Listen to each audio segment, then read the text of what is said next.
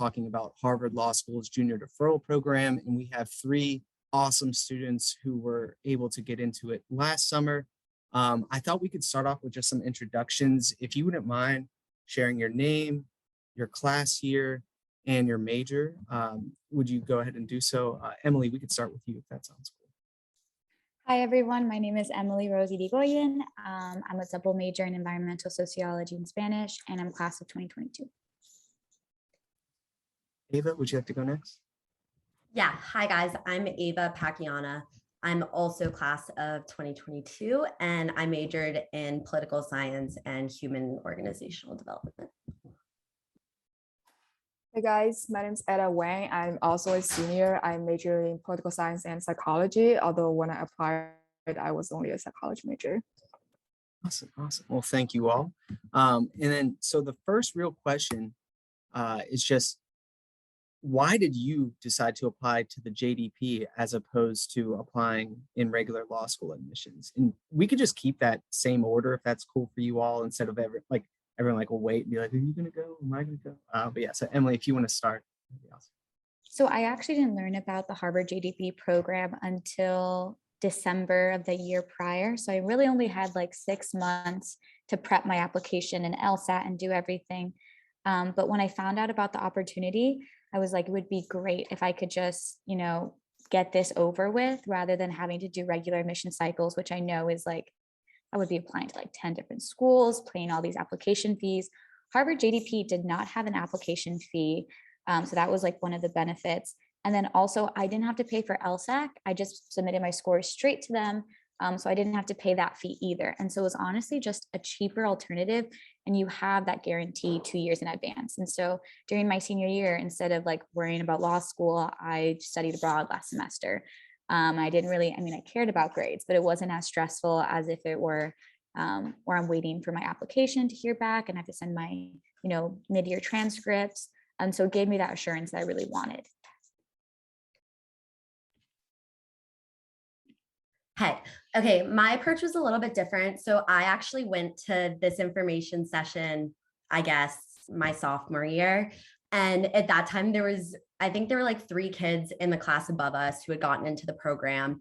And honestly, on that info, I think we had like 5 people on that info session. So it's like awesome to see how many more people are interested and know about the program now.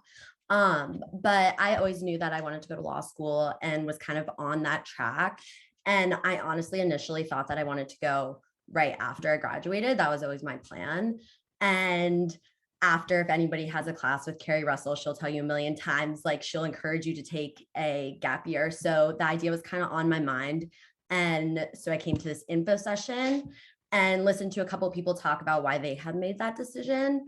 And I think the thing that stuck out the most to me was somebody saying that they felt like after 2 years when they arrived on Harvard's campus, that they would be able to not only absorb more information, but also just contribute more to the community. And now, as somebody who's a month away from graduation and honestly like very burnt out and tired and excited for a break, I think that I like definitely resonate with that I'm excited to kind of have this time to regroup before I dive back into like a very competitive academic environment.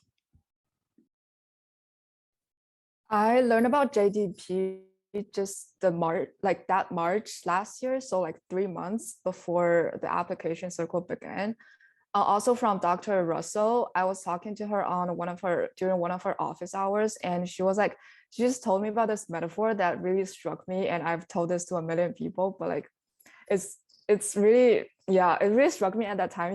She was talking about how like once you go on to law school and go on to apply for like big law firms and like go on to be a big lawyer, it's like you are getting on a train that hardly ever stops, and like it's really hard for you to take a break from your legal career to do something else you might be interested in.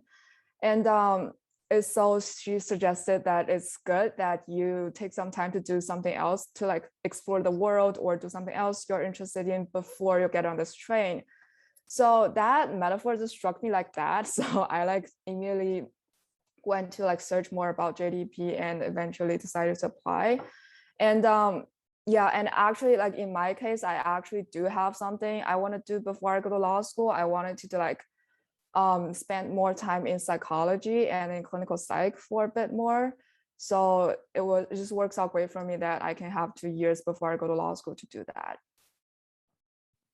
Definitely, definitely. Yeah, it's so cool to hear your varying reasons for applying. And just to echo some of what Etta was saying, getting work experience before, if you're going to go through the regular law school admissions process, it's going to increase the quality of your application if you have some work experience on there.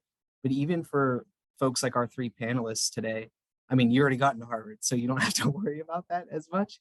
But it's going to be a benefit to you three whenever you're applying for jobs as a law school student, just having some semblance of work experience and things. And so I think it's always good, and I appreciate you sharing that.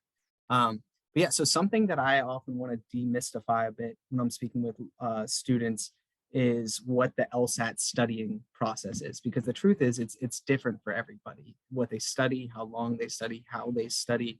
And so I was curious if you wouldn't mind sharing, if you can remember to the best of your memories, how long did you study for the LSAT? What did you use to study while it's studying for the LSAT? So basically, since I didn't find out about the JDP program until like 6 months before the application was due, I only studied for 5 months, but I was very consistent in my studying. And before this, I had also taken an LSAT diagnostic quiz through Khan Academy, which is a free resource for everyone. I did that my freshman year during COVID because I was just like interested to see what I would get and see my weaker sections and my stronger sections. So I knew right away that I sucked at logic. I was just not good at that, particularly logic games. Like I'm not good at logic games.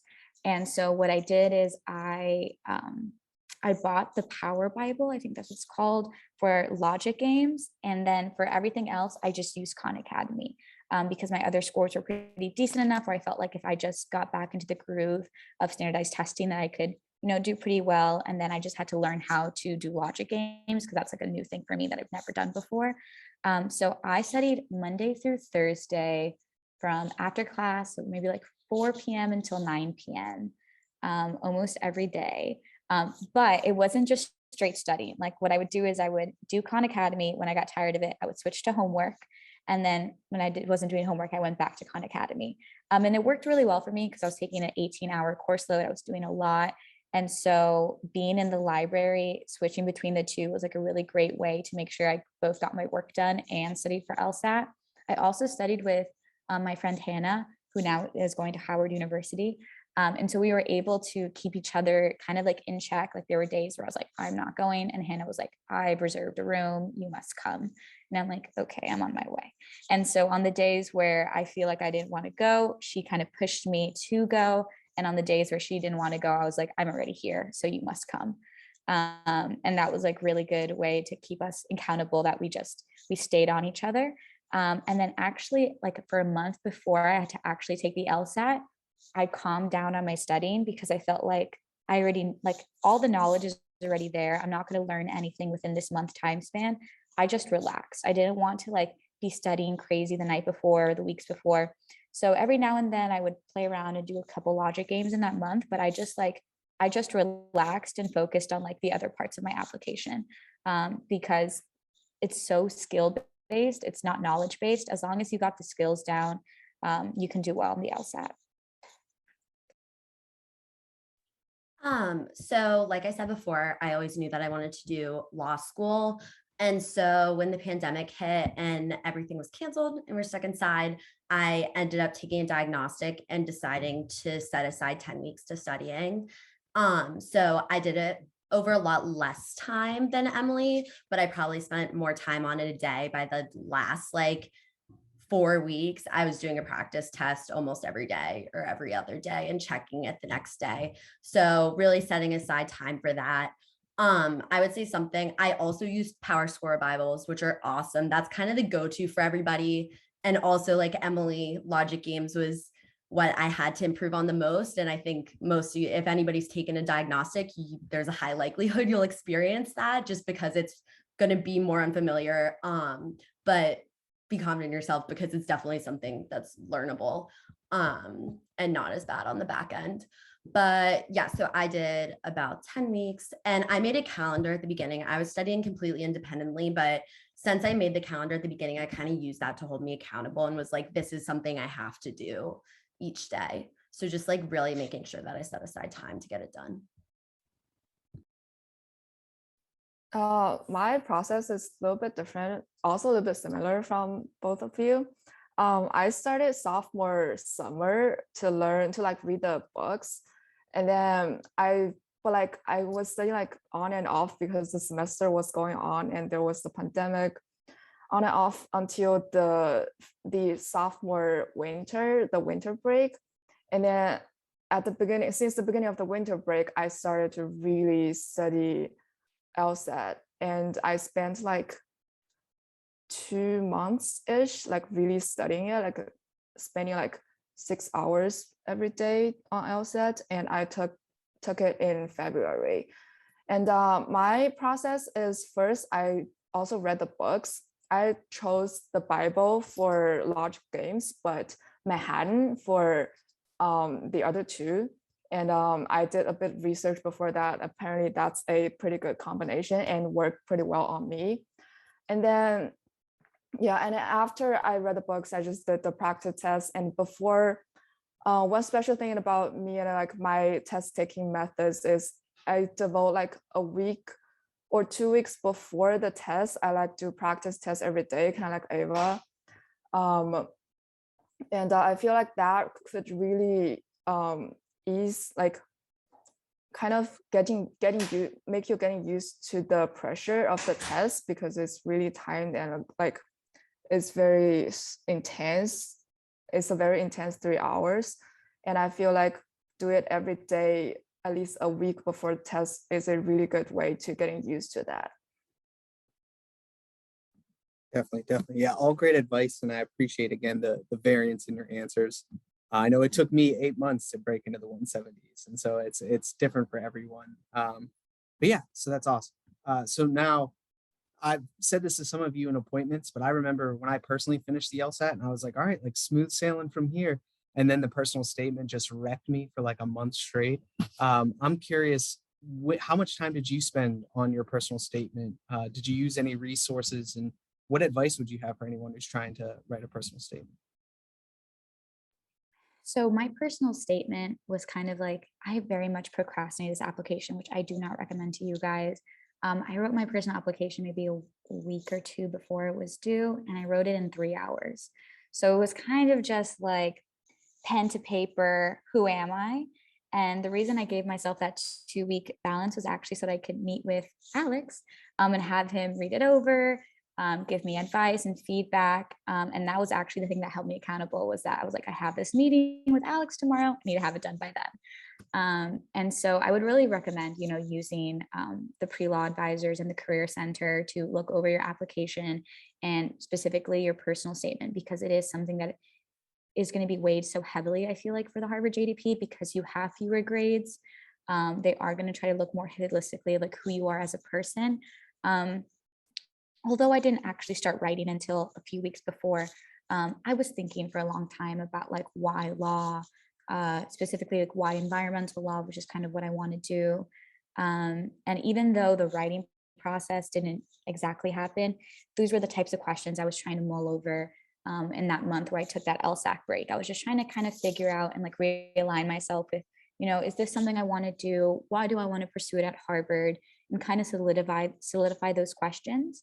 And then another thing that I think would be helpful is I had my friends read over it, and specifically my friends who like know me well, so they could be like, this is who you are, or this isn't who you are. And because sometimes I feel like people want to like, I don't know, put themselves in a better light or in a certain way. But at the end of the day, like Harvard just really wants to know like who you are. And if, your passion is environmental law, that's your passion. But if you want to be a corporate attorney, like there's nothing wrong with doing that as well. Like there isn't one specific model to fit. You just have to be honest and kind of, think about those questions, because I think Harvard, specifically in my interview, it made it very clear, like why Harvard. And I made sure with Alex's help to include that in like my final paragraph, like culminating it all together and this is something I will achieve through Harvard because of this program, this class, this teacher, something like that. I started working on mine, I think like maybe 6 weeks before it was due. So when I kind of was transitioning into my summer internship. And when I write, I like to just do lots of iterations. So I tended to work on Sundays and I would like work on it, put it away for a week, the next Sunday, come back to it and be like, okay, what else do I want to include about myself? Like kind of give myself time throughout the week to think about any changes I wanted to make sure kind of what Emily was saying, that it really spoke to who I am and like my specific, I guess, I think that they like, I thought a lot about vision, like what's my vision in life? And I think that they want to know things like that. Like, what do you see as your role moving forward? Because they're investing in you and like, they're investing in who you are now, but they're also investing in like who you're going to become in 2 years. And then after that, when you're an alumni. So really painting a picture of things that you feel passionately about and that you're driven to do and goals you have. And then also, like Emily said, like definitely hitting on the personal stuff, but then also tie back to Harvard at the end or to law school in general, like why this? I also started preparing for my application 6 weeks before the deadline, which I feel like I should have started earlier. But I was also preparing for Columbia's LEAD program. So I actually like finished writing my personal statement 2 weeks before the deadline. So like I spent like 4 weeks, a month working on it. Before I started writing my personal statement, I first like took a lot of time to like research online what good examples of personal statements to law schools are. I especially use this website called Spivey Consulting. They have like a lot of good examples of personal statements in their blog section. I thought that was really helpful. And then after that, I just dove into writing my own. And after I finished my first couple of drafts, I went to the writing studio a lot and they were a great help. They like could help me with like basic just writing studio stuff, but they were a great resources to use when you write your personal statement. And yeah, pretty much that. Yeah, all great advice here. Definitely take advantage of your resources with both the writing studio as well as the pre-law advisors. And I'm a big fan of a lot of the content that Spivey Consulting Group puts out as well. I think they have some good information, great podcasts too. But yeah, so that's awesome. And I was curious, I'm just trying to remember, it's a while ago, and I know Ava, I didn't work with you at all, I think, on your application, whereas I worked with Etta and Emily a little bit, but did any of you submit an optional statement by any chance? I Etta, did. Ava and Etta did. Would you mind telling us a little bit more about what the optional statement is and what you wrote about? Yeah. So the optional statement is a diversity statement. That's what you're talking about, right? Yeah.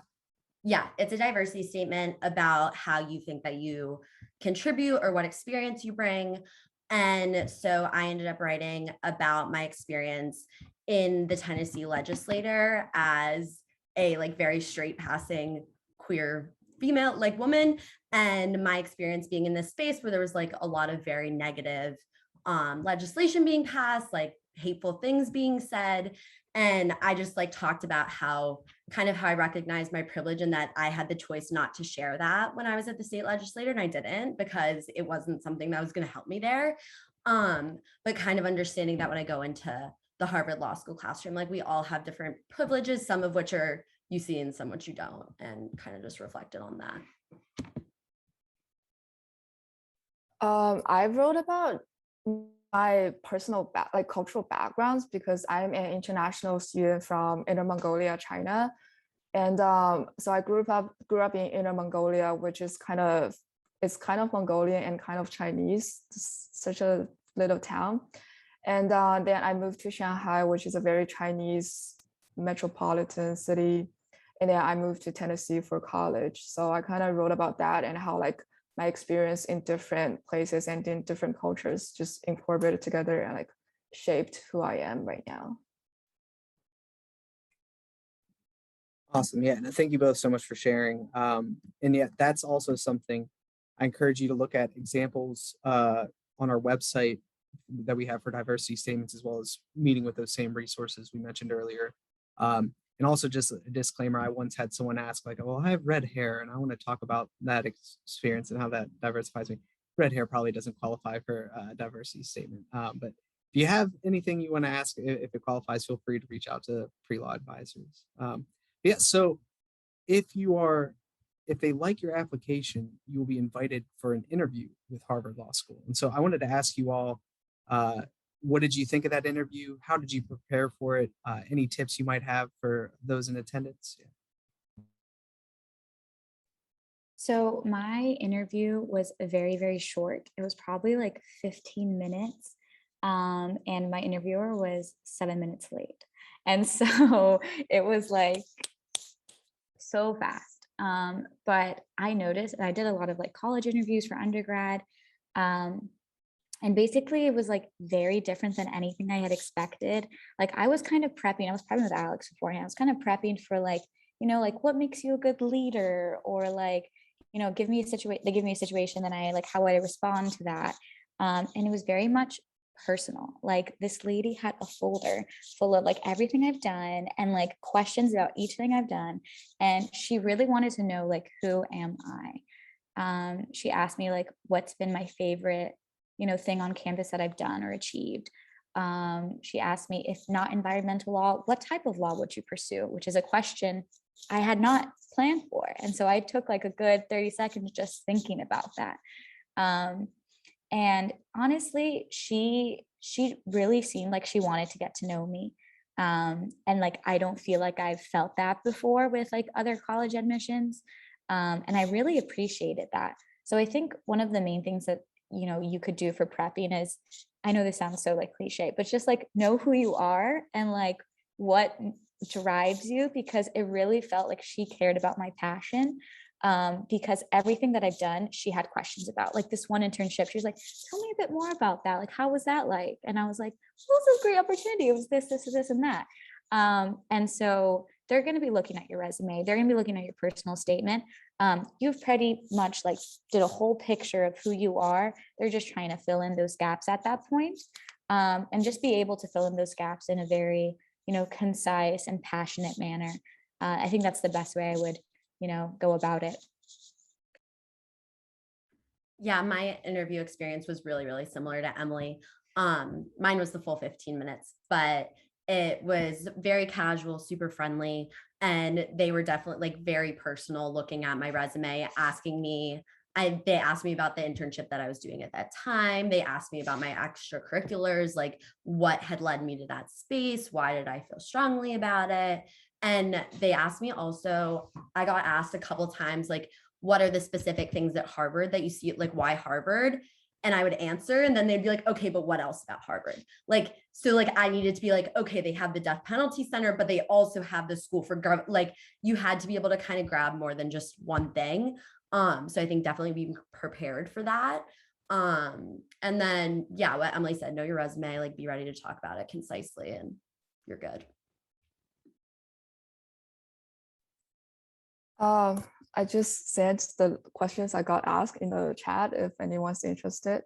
So actually I feel mine is also very casual and friendly, but I don't think it's as personal as I've been hearing from you guys, because these are just questions that are very standard, and I feel like it's very easy to prepare beforehand.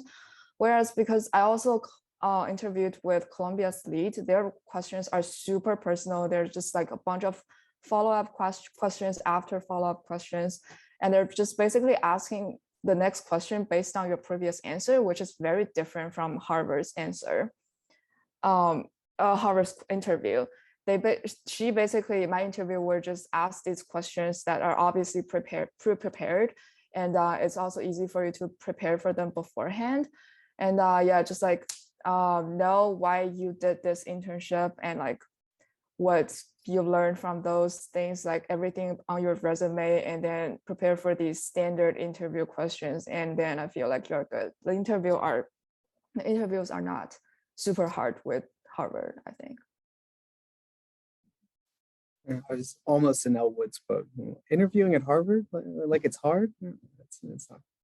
And I also just want to clarify something. I know Ed has mentioned Columbia's LEAD program twice. Columbia's LEAD program is the other junior deferral program for law school that I've heard of. We just didn't, no one that I knew got into it. So we are doing a Harvard JDP panel instead. And also for those who are watching this as a recording or are potentially visually impaired, the questions that Etta shared were why this internship and what have you learned?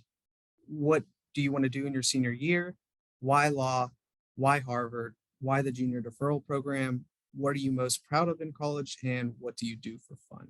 Just so future watchers can gain insight from those as well. And so as we've discussed earlier, the junior deferral program allows you 2 years in between graduation and matriculation at Harvard to do something else. And I know we were talking about this a little bit earlier, but what, if any, plans do you have right now for those 2 years?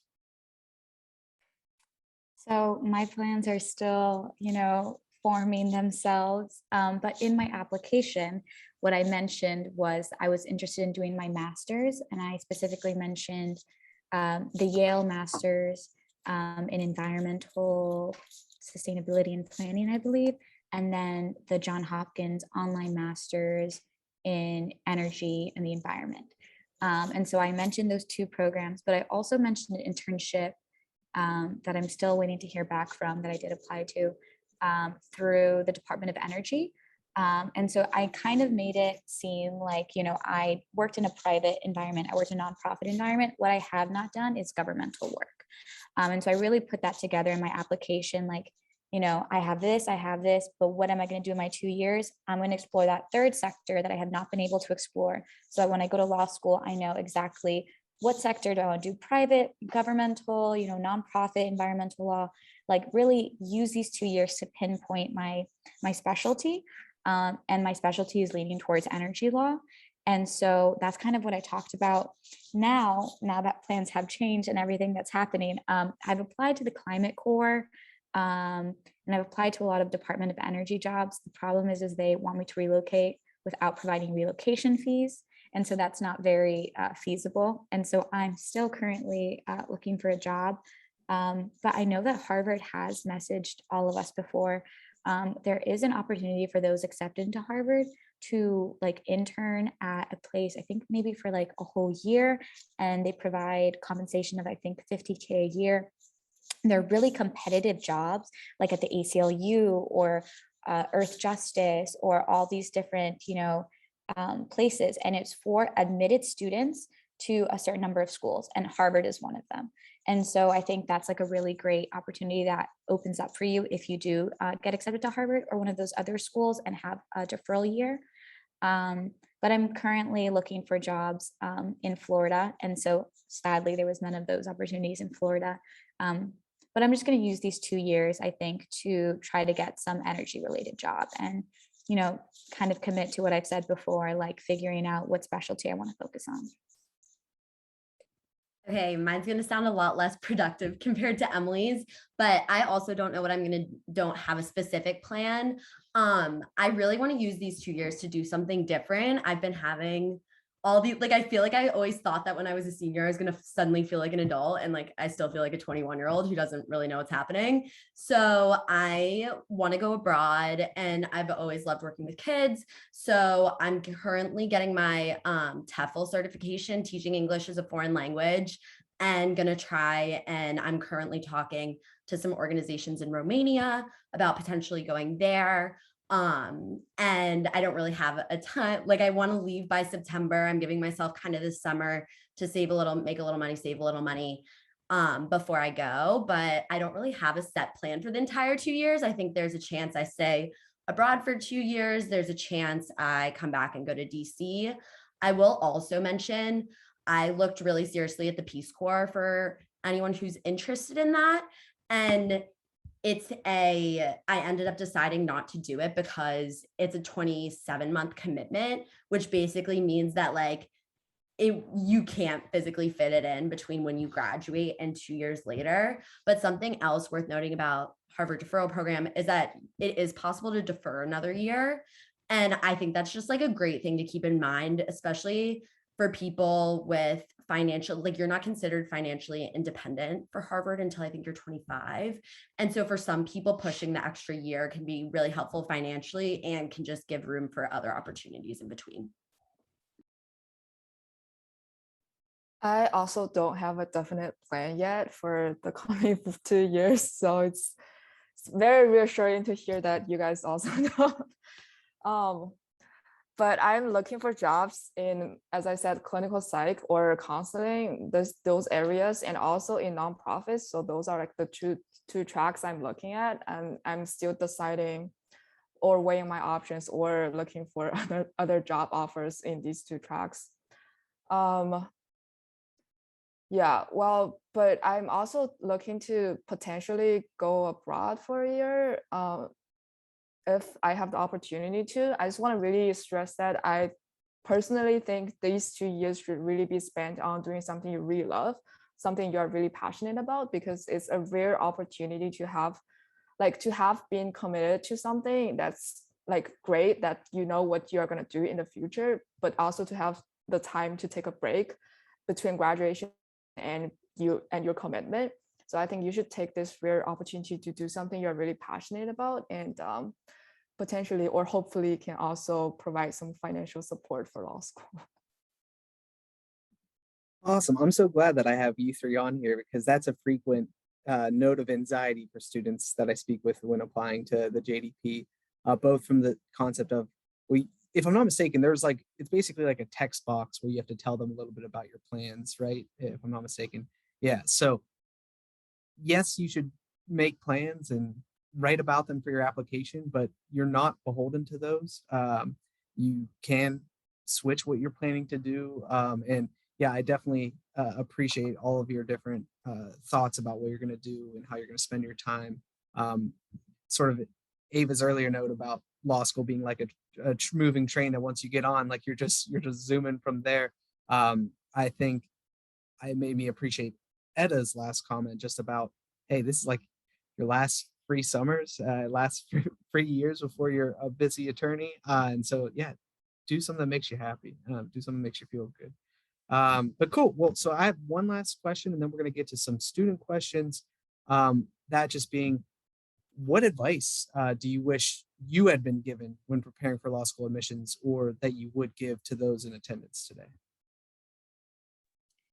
I think one thing that I did that really helped me, and I know this is going to sound like crazy to all of us who are like overachievers, but just relax. Like, if you don't get into Harvard, you don't get into Harvard. It's no big deal. Like, there are so many other law schools, and there's also regular application cycles for Harvard. And so for me, like, I know compared to others, it seems like I didn't do much in preparation for the application.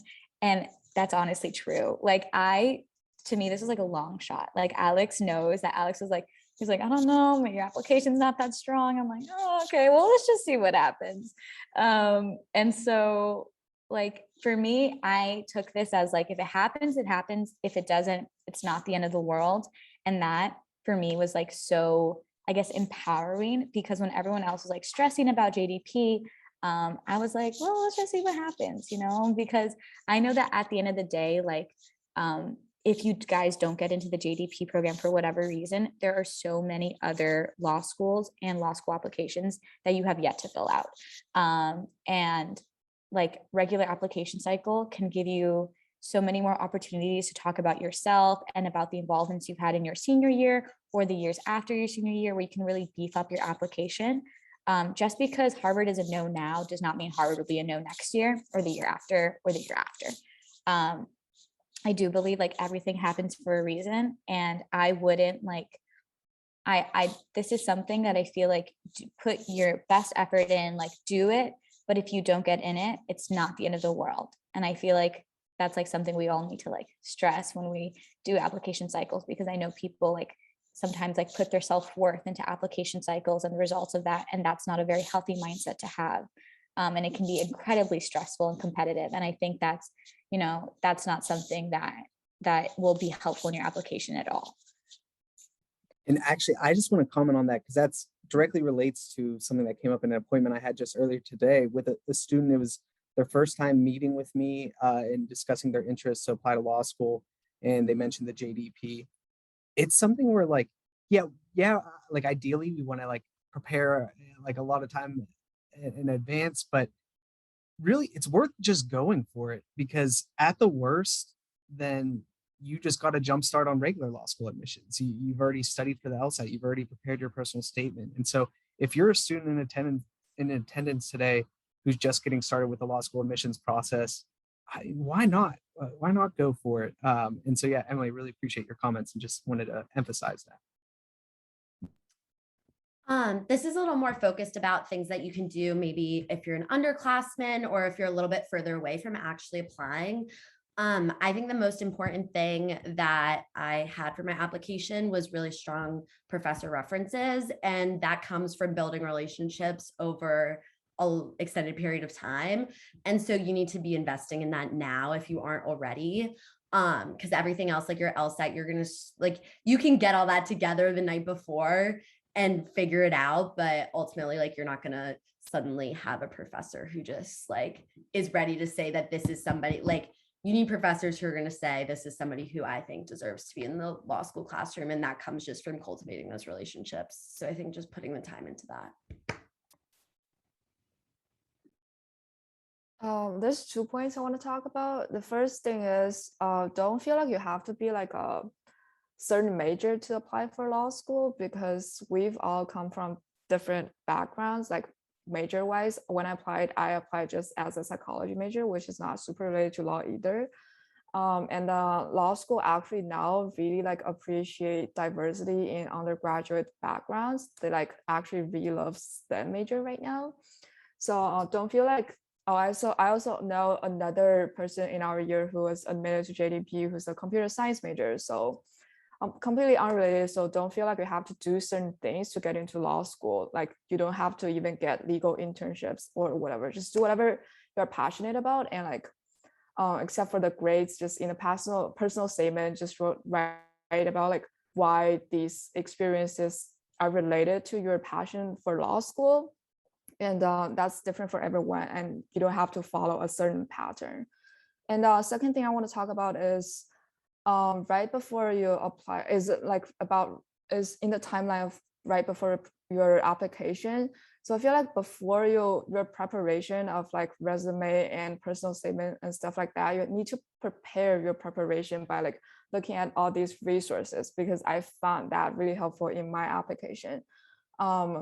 Say like for personal statement, I read about a lot of great examples on Spivey Consulting. And for interview, I think I went down to 7 Sage, and they have like past years questions for a lot of different law schools, and they also have Harvard Law School. And these questions that I got asked in the interview is actually a lot like the questions I've read about in the website. So I know what I'm preparing for before I go into the interview. And also, I just read about the JDP program's introduction and every information a lot of times on the JDP website. And I think that's really helpful, because where else could you get more direct information about what these admission officers are looking for, right? And so I did a lot of reading and a lot of research in that area, and I thought in retrospect that was really helpful. Absolutely. And yeah, it's actually incredible that that 7 Sage interview page hasn't been like taken down yet or something. If anyone here has already applied to law schools and interviewed with Georgetown, it's literally verbatim. And so definitely check out that resource if you're going to be interviewing for law schools. Yeah. And so now we've finished with my questions. We still have a like solid 15 minutes left. If any students in attendance have a question, feel free to do the raise your hand thingy or just enter it in the chat, and we can ask our panelists.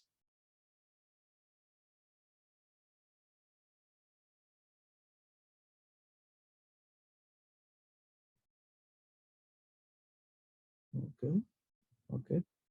Well, hey, looks like we were very thorough. Well, let's get a virtual or physical round of applause for our wonderful panelists today.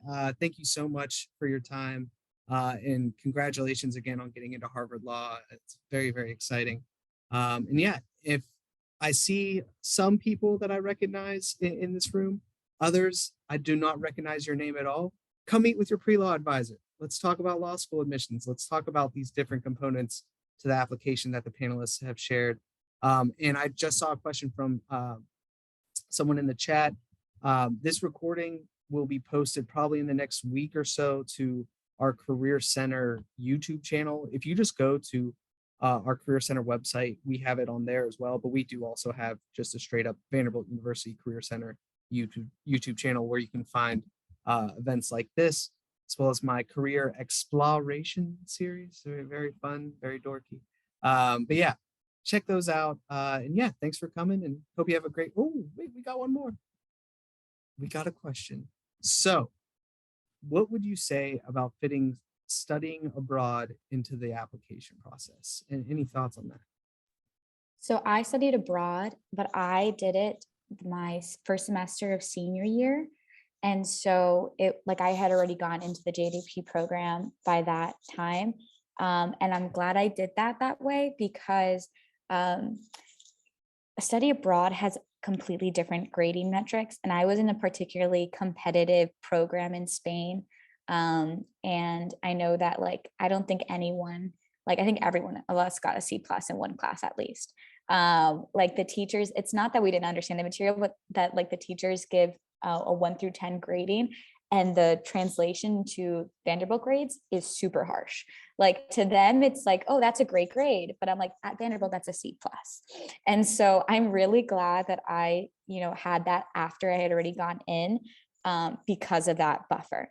I didn't have to worry about my grades as much. I mean, I worried about it, but not to the extent that I had to if I had part of those grades in my transcript. Because even though they don't count for your Vanderbilt GPA, when Harvard asked for your transcripts, I sent them all of my transcripts, even ones that Harvard considered like transfer credit, because I took some college classes at a public university as well. Harvard factored those grades into my GPA, even though they were not letter grades on my Vanderbilt transcript. And so any letter grades that you have available, any transcripts you must send to Harvard, and that will factor into your GPA. So make sure that all of those are a pretty like strong, grade average, because even though your Vanderbilt GPA may be strong, your law school GPA may not be as strong.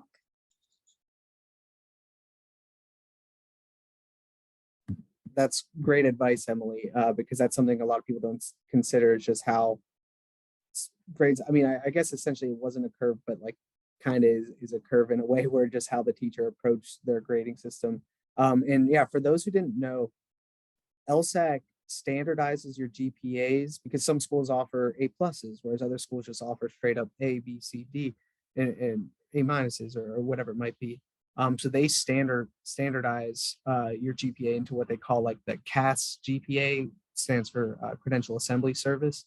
We talked about 7Sage in their interviewing resource. They do have a CAS GPA calculator where you can type in your grades from all the different schools you've attended if you've gone to more than just Vanderbilt, and it'll show you what your CAS GPA will be. It's normally not too different, but yeah, definitely something to take into account. But cool. Any other final questions before we sign off here?